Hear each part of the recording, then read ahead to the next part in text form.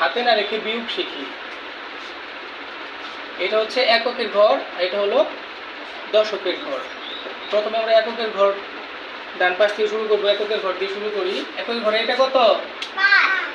এটা হচ্ছে 5, আর এটা 3। তাহলে এককের ঘরে 5 আছে, 5টা নাও। 1 2 3 4 5।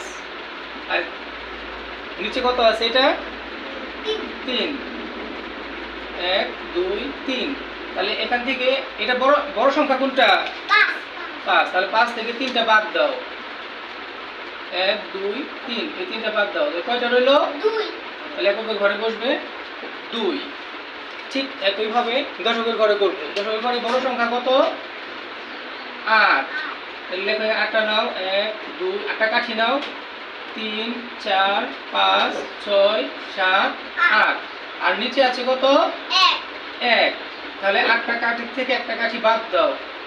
তাহলে কয়টা রইল? কোনো 1 2 3 4 5 6 7।